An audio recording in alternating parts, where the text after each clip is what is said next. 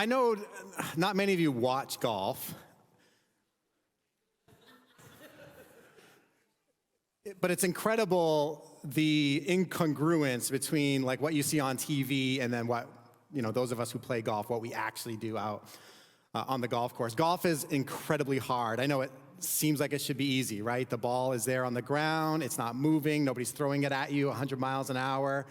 The club face is, big enough that with a little modicum of hand-eye coordination, you should be able to hit the ball and make it go where you want to go. But it is, and I tell you, it's so much harder than that. But then my son and I, and he's, kind of growing in his development in the game.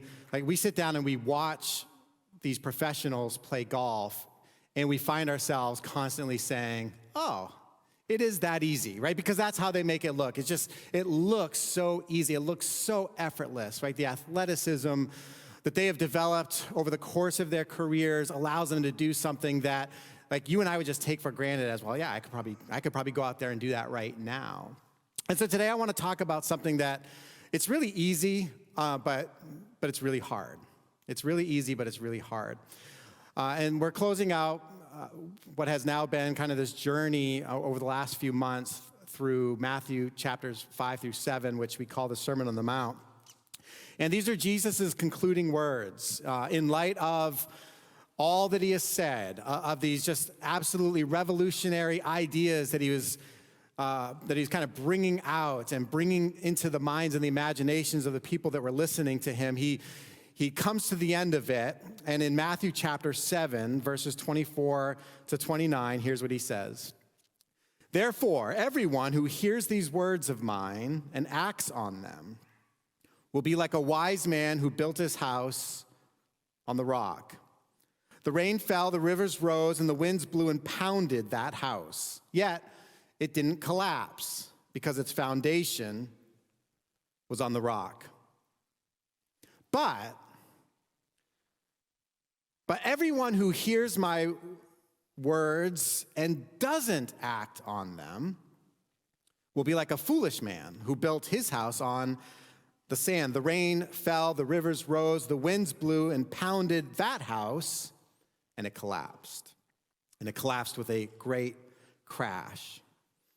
When Jesus had finished saying these things, the crowds were astonished at his teaching because he was teaching them like one who had authority and not like their scribes.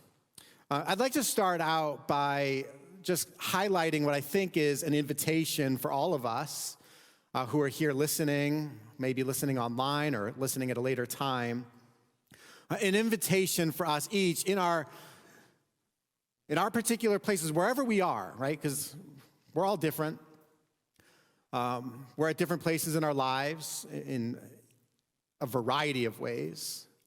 Our experiences are unlike the experiences of every single other person who's listening to this. And yet, I believe there's a universal invitation for us all, every single one of us, given our experiences, given where we are, to hear something that Jesus has to say to us.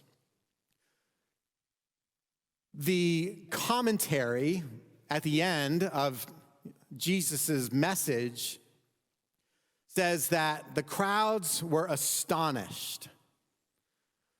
The reaction of those who were listening was just pure astonishment at whatever it might have been, the words themselves that Jesus was speaking, the manner in which he spoke them, the style. Perhaps it was different from what they were used to. But ultimately, the conclusion of the matter was they were astonished, dumbfounded at what they had heard over, I don't know, was it a message that lasted 30 minutes, an hour, several hours with some dialogue in between?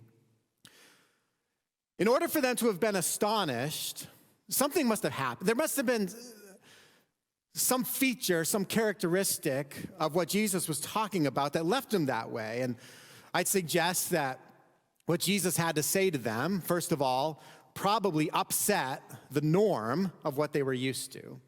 Like, in order for them to be astonished, in order for them to be like, whoa, what was that we just heard? There had to be some degree at which, they heard something that upset the normal understanding, or what we today might consider to be the conventional wisdom, or the things that we take for granted or already assume as fact. Something must have upset the norm. Something must have set them on edge that had them thinking differently or with a different perspective than they had before. What Jesus talked about, and we have done this over these last few months, these various subjects that Jesus was postulating,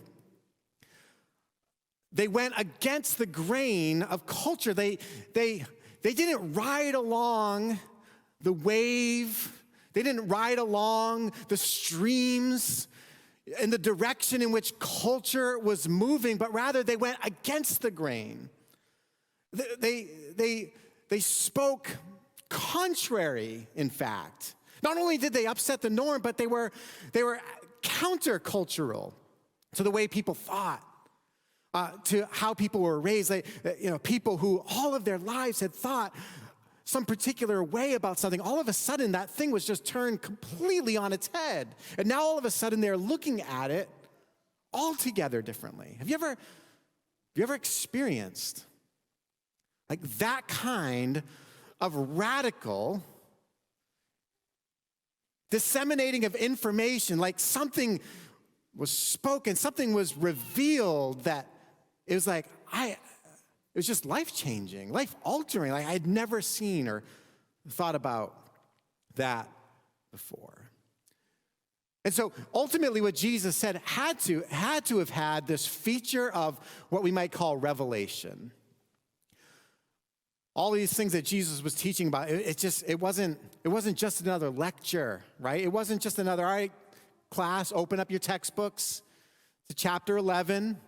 Today we're going to talk about, all right, and then all of a sudden just deliberate on these, various things that might be conveying some, maybe some new information, or another layer, another level of information that gets added to things that you've learned about before. But no, there's something deeper than that. Like there was something revelatory happened. People experience this thing called revelation. Revelation, what it does is it opens us up to something new. When something is revealed to us, all of a sudden, what we once might have been closed to, we're now suddenly open to. Revelation, as we see it occurring over the course of a variety of contexts in Scripture and among a variety of people, and ultimately revelation that's passed down to us, revelation has a tendency to breathe life into human beings. Again, it opens us up to something new, or maybe even something new for the first time in a long time. Now, revelation isn't necessarily novel. It's not necessarily that, the thing that's being revealed is an altogether new thing that has just kind of been brought into the realm of creation. But it's new to you, it's new to me, when our minds, our hearts are open to hear something from God that's new. And so we have to ask ourselves, well, how do we get revelation? How do we experience revelation? One of the ways that we experience revelation is through the proclamation or the preaching of God's word. Part of what we're doing today is participating in providing God with an opportunity to reveal something to us. This revelation doesn't occur because I say something fanciful or imaginative. It doesn't happen because I have somehow, some way, through the course of my study and the deliberation of my thought, formulated a series of words that I can now share with you that have never been spoken before. This doesn't say a lot about my job, but there's nothing that I can say to you that someone else has not already said. There's no idea that I can convey to you that has not already been brought forth. And so revelation isn't necessarily novel, but it is new. And through the proclamation of God's word, we have the opportunity to have something revealed to us. In fact, my hope is that every Sunday, regardless of who may be speaking, or regardless of whether it even happens during the preaching portion of a service, or happens while we're singing a song, which also conveys ideas and have lyrics, or if it happens in a one-on-one conversation that you have with somebody in the foyer, this gathering, this is an opportunity for us to hear something from God. We also receive revelation through the Word of God itself and through prayer. The discipline of actually like reading and digesting and meditating on and thinking about and deliberating and questioning and learning all we can about God's word, and then coupled with shutting our big fat mouths for a handful of seconds and just sitting quietly to think about and to deliberate and to meditate and to open ourselves up to what it might be that God wants to reveal to us. Those disciplines provide an opportunity for revelation to take place, for us to experience, to hear something that perhaps we'd never heard about, thought about before. I would offer a word of caution when it comes to experiencing revelation, and that is that revelation should never be done as a private enterprise. Part of the reason why we gather together on a regular basis is because good revelation does not happen solely in the context of your own private musings and readings and thinking.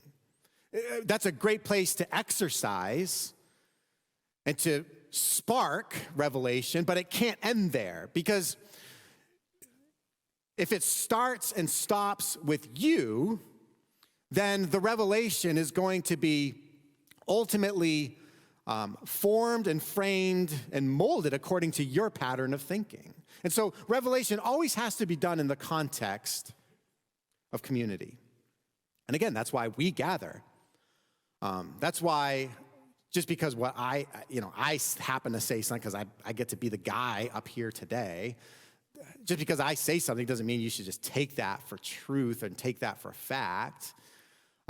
Because I have a thought on something doesn't necessarily make it true. Like we have to then wrestle with insights. We have to wrestle with what may or may not be true. And we do that in community. We dialogue, we talk things out, we speak to one another, we hear from other voices, we hear from different perspectives, and ultimately, through that discipline, through that exercise, we find ourselves moving towards something. And that's the experience that the people who were listening to Jesus were starting to get, because all of a sudden they were taken out of what had been a lifetime of just dwelling in their own echo chambers. You know what an echo chamber is, right? Echo chamber is that place where you go to hear the things that you want to hear. It's just the same thing over and over and over and over and over again. Just the same words echoed again and again and again, whether or not they're actually true or right. But now all of a sudden they're removed from that atmosphere of the echo chamber of their own religiosity, of their own particular way of seeing things, and now they're hearing something different. Jesus spoke as one with authority. It says he spoke unlike their scribes, right? Unlike, the people that they had been listening to all of their lives. And so as we kind of get into it this morning, I want to ask the question, I want to challenge each of us here with the question of, who are we listening to? Who are you listening to? Who am I listening to? What are the voices that are speaking into and informing our lives. From where are we getting our revelation? From where are we getting a deeper understanding of some of the most important things that we can consider in our lives? Are we just listening to the same old routine of the things that we've heard before? Or are we involving ourselves and providing ourselves with opportunities for God to reveal something to us, for God to just throw back the curtain and show us what's behind there? It's an experience that he's invited every single one of us into. Now, so Jesus, he says, all right, guys, listen. I talked about a lot of things, right? We've gone over all kinds. The number of subjects that we've addressed and, all this stuff. Like, I get it. It's a lot. I want you to take this home. But here, let me leave you with one final thought with regard to all that I've said. And man, he said some crazy things. If you haven't been here over the last few months, if you haven't been listening, if you haven't been thinking about yourself, what Jesus talks about in these 3 chapters of the gospel, go back and read them slowly and think about them. Wow. You really think about some of the things that Jesus is calling us, it's just absolutely radical. And so Jesus said, let me leave you with this one last thing. Listen. He said, there's 2 kinds of people, okay? He's like looking out at the crowd, kind of like I am. You guys, you're here, and every one of you falls into one of 2 buckets. The first bucket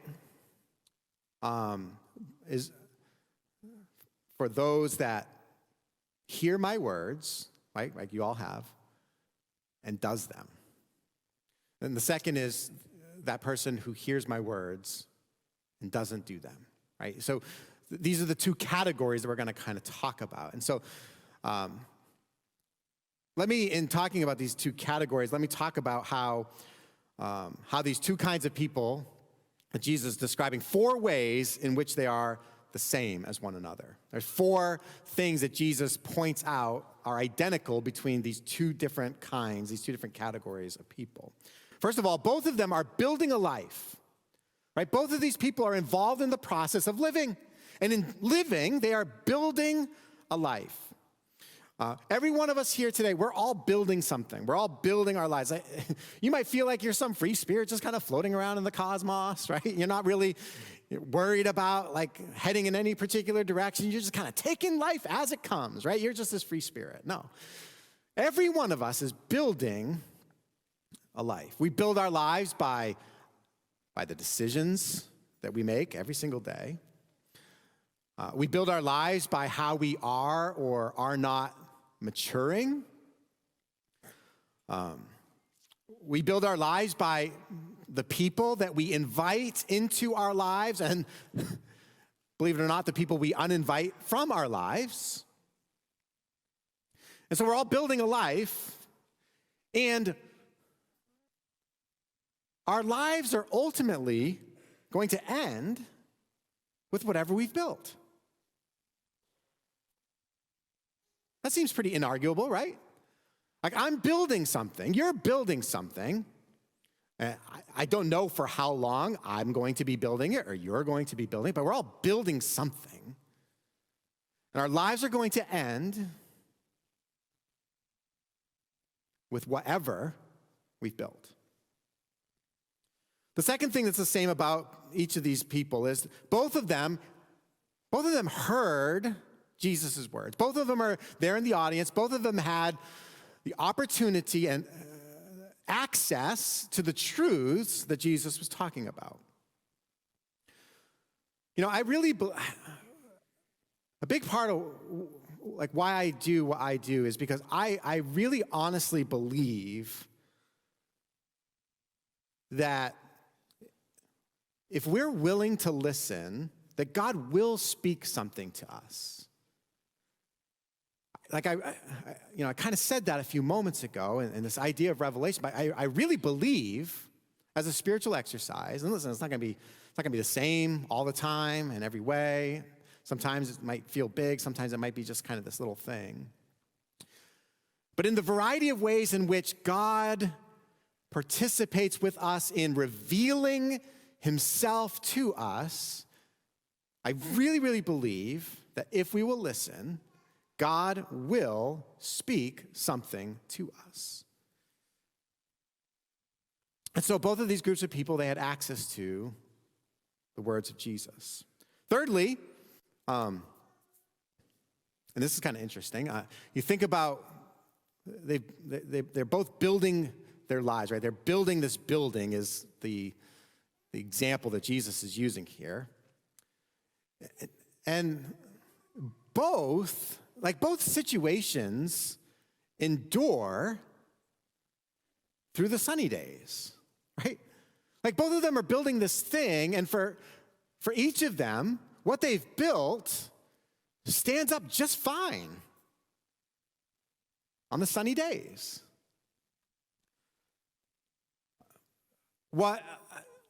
If I could just kind of broaden the analogy a little bit, what existed above the ground, like in what they were building, what existed above the ground was of similar quality. It's not that one, was building with inferior building products that were, subject to fail, while the other one was, going after the best stuff. In fact, again, if I could just have a little bit of liberty with the analogy, the person who skipped the foundation probably had a little more opportunity to build what was above the ground better than the other person. Probably got to spend a little more on the embellishments and the decorations that went into his building, right? Because he hadn't spent the time and the money. Looking over here, we got a concrete guy here. You'd think that rocks crushed to dust mixed with water would be a fairly cheap thing. But Scott, concrete's not cheap, is it? Right? It's very, very expensive. There's a lot of work that goes into building a proper foundation. And so it wasn't above the ground necessarily that was really all that different. And so the question isn't, and listen, the question isn't whether you and I can build a quality life. It's not whether we can build a happy life apart from Jesus or like outside the scope of the kingdom of Jesus, right? This whole thing's about coming into, living in, participating in the kingdom of Jesus. And I'd be lying to you if I said, if I came up here and I preached this message that said, you know what? You can't build a quality life without Jesus. Like, that's just not, people do that all the time. Like, I know all kinds of people who are building wonderful quality lives. Lives that you'd be like, well, I wouldn't mind trading places with that person for a little while. I wouldn't mind living in their house. I wouldn't mind driving their car. I wouldn't even mind having their well-behaved kids. People build pretty quality, fairly durable lives all the time, apart from Jesus, apart from his kingdom. Right? Both endure through the sunny days.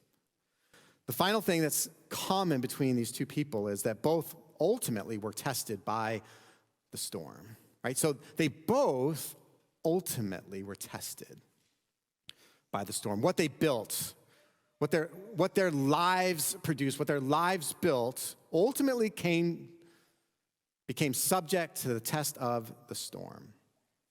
We hear this and we think that the storm represents, this catastrophic thing that happens, right? And so, I could get up here and I could preach, hey, listen, you can go ahead and build your life, but I'm telling you, once things all go awry, things might be going really well for you right now, but once things go awry, and it's just like, it's not going to stand the test of time. And it's true, but again, I'm just thinking about the experiences that so many people have in our world where they seem largely insulated from from real catastrophe. And so it's like, well, what about that? I mean, I think about perhaps the richest, wealthiest, wisest example of a life that we read in the entire Bible. This guy was a king. Like, you couldn't be more insulated from trouble and chaos and difficulty than this person, right? When chaos and difficulty came, he could just pay it off, right? He could just get another. And yet Solomon, we read, in his musings in Ecclesiastes, him coming to the ultimate conclusion as he looks out in what his life has built. And he built a magnificent temple. He had everything a person could possibly dream of and far more than anybody should be dreaming of.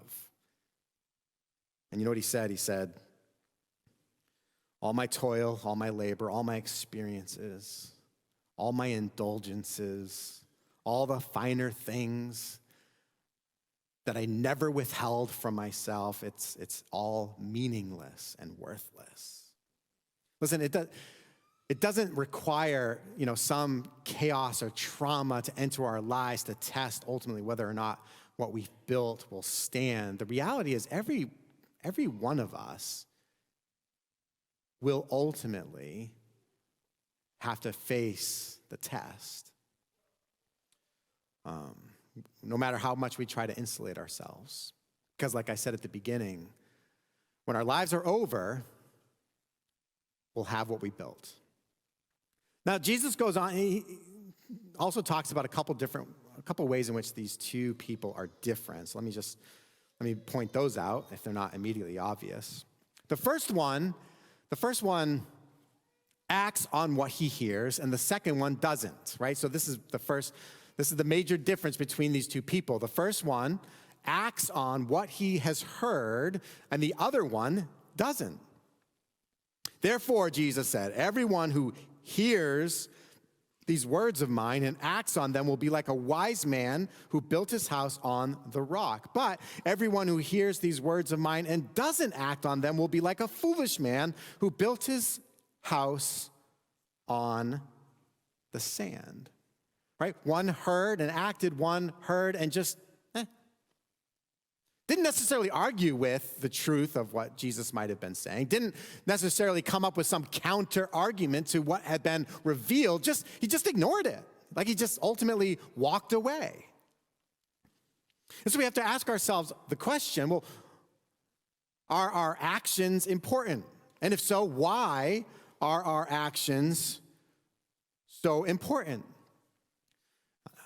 I would suggest that our actions are important because whether or not we obey the words of Jesus, like what he's talking about here, obedience reflects a heart that is oriented toward God. This is the measure by which we can see if we are oriented toward God or not. It is, well, am I obeying the words of Jesus or am I not? It's not, did I go to church 52 times this year? It's not, did I give adequately in the offering? It's not, any number of, different religious measurements that a person could use to try to discern whether or not he or she was oriented toward God. Ultimately, it's obedience. Obedience reflects a heart that is oriented toward God. Just because we sit around in spaces where God's word or spiritual things are talked about, like that doesn't mean that I'm oriented toward God. I love listening on the radio. A lot of times I'm in the car for long, long periods of time. I love listening to sports radio. And sports radio is cool because it's not all about sports. It's, a lot of other stuff as well. It's just, the whole point of it is it's entertainment. And so it makes my ride go by a lot more quickly. Because I'm laughing, I'm maybe learning a thing or two, but it's not really even about that. It's about being entertained. And, from time to time, I have this awakening where it's like, oh, I am wasting what could be some much more productive time listening to this thing that's entertaining, I should be listening to something, more educational, something more spiritual perhaps. And so then I kind of go on this binge of, listening to podcasts, or making sure that I'm, spending some time just kind of listening to worship music to fill my heart, fill my spirit, like to just put myself in an environment where, again, I have an opportunity for God to reveal something to me, where he can speak something into my heart and life. But you know what? If I don't do anything with any of that information or revelation that's been conveyed to me, then it is of really no more use and value than if I were just to listen to the thing that entertains me. And I know you don't come here to be entertained, because I am not very entertaining, right? And so I appreciate that you're here. Like, I know you're not here because, oh man, I can't wait to hear what Josh is going to say. Like, it's not about that, and that's great. But listen, whatever it is, again, it's not about what I say, but whatever it is that God is speaking into your heart,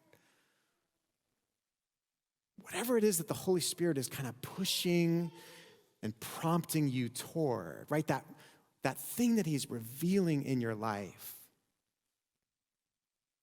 if you ignore it, it's of no use to you. There's a story in the Old Testament about this king, the first king of Israel, in fact, who was given a command, and he disobeyed the command. He carried out the command in his own way. And because he didn't do what God had called and required of him to do, he was stripped of his kingdom. And the prophet who came and gave him the bad news,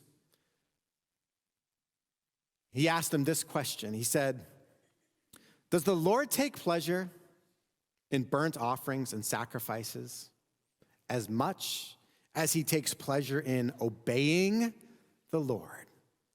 See, this king had gotten it all wrong. He thought, man, we are going to have a worship service to end all worship services.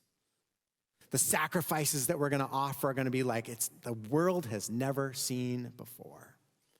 Right? He got it all wrong. And so Samuel says to Saul,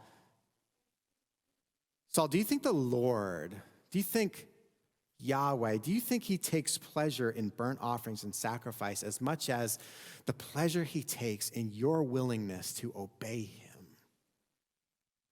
Look, to obey is better than to sacrifice. To pay attention to what God is saying to you and requiring of you is better than the fat of rams that you have collected as a sacrifice to God." And then he goes on to say this about rebellion. He says, "For rebellion is like the sin of divination, and defiance is like wickedness and idolatry. And because you have rejected the word of the Lord," right? Because you have rejected what God revealed to you, he has rejected you as king. The second difference between the people that Jesus is talking about is the first one builds something that endures, and the second one doesn't. That's it. The first one builds something that endures, and the second one doesn't. He who hears my words and obeys them, he who hears my words and acts on them is like a wise person who builds his house, who builds her house on a rock, on a solid foundation. And when the storms come and the rains fall and the rivers rise, the house stands firm.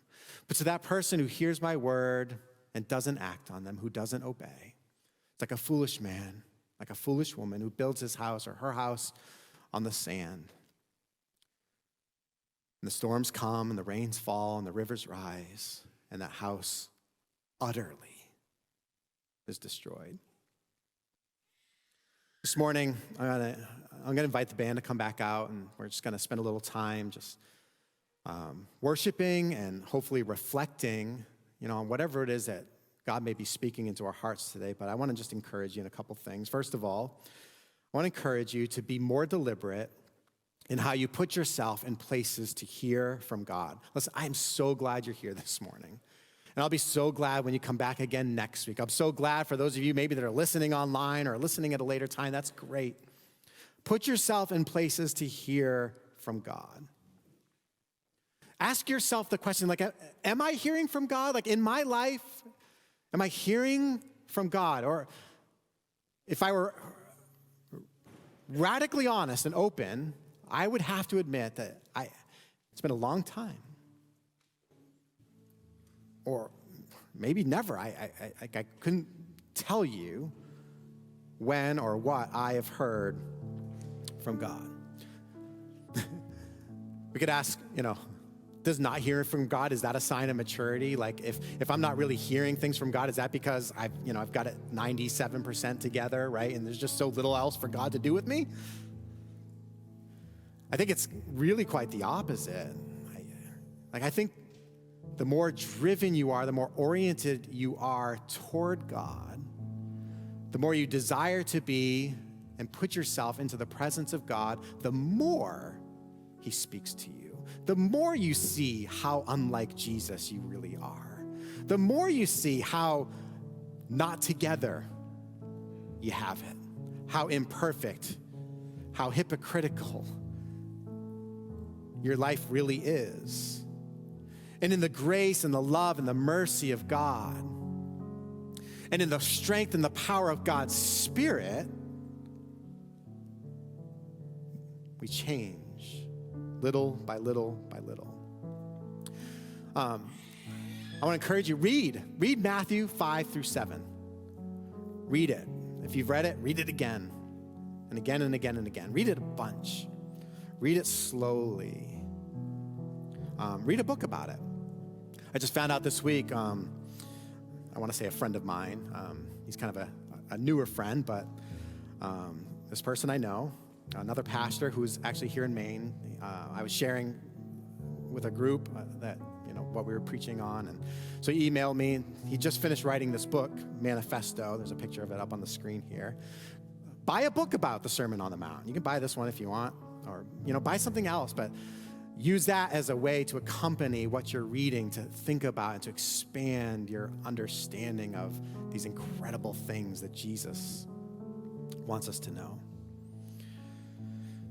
And then finally, I want to encourage you, and this is a very, very personal thing for you. I want to encourage you to surrender to Jesus, right? We're talking about obedience. We're talking about acting on what we've heard. And I'll bet that right now, in your mind, in your spirit, there's something. There's that thing in your life that, you need to surrender it to Jesus. You need to give that to God. And I want to encourage you to do it. Surrender that thing in obedience. It's not about whether or not you should or, because we do, whenever we encounter that thing, whenever we start to get uneasy, whenever we hope that, the person who's speaking doesn't particularly mention that thing or that doesn't come up in a conversation, we do all kinds of things to try to dismiss it. But I want you to ask yourself, what is left in your life that you need to surrender to Jesus? And let me warn you, it might cost you. Surrendering to Jesus, that thing that we need to surrender to him in obedience, it might cost you. It might cost you a lot. It might feel like it's costing you everything. And you can dismiss it. You can silence it. You can convince yourself that it doesn't need to change, or it just doesn't deserve, that kind of attention, or that you deserve to have it your way. But does that mean that you're building foolishly? Does that mean you're building your life on the sand? Jesus is inviting us to build something better, right? He was inviting us to build something that will last, something that will endure, something that's founded on the rock. It's hearing his words and acting upon them. It's something that's stronger. It's something that will endure. It's something that will outlast everything that possibly can come against it. He who hears my words and acts on them is wise. build something that will last. Let's pray. Father, I just pray for each of us today. Lord, you know where we are. You know our thoughts. You know our experiences. You know the decisions that we're facing. You know the secret motives of our hearts and lives. And Lord, I pray that you would just help us to open ourselves up to the truth of what you're speaking to us. And Lord, would you just pour into every one of us the grace that we need to finally give in to what you're calling us into. Would you help us to act on what you're calling for us to do? Would you help us to obey? Lord, not because we're just these robotic things that in some weird way, like through strict obedience, that's somehow how the God of the cosmos is pleased, but our obedience reflects our orientation towards you. And God, what you want is you want for us to be in rich relationship with you. And in order for us to experience that, Lord, there has to be surrender. We have to come to the reality that Jesus isn't just our Savior. Jesus is our Lord. So, Lord, help us to give ourselves to you. Help us to give ourselves to that, we pray. In Jesus' name.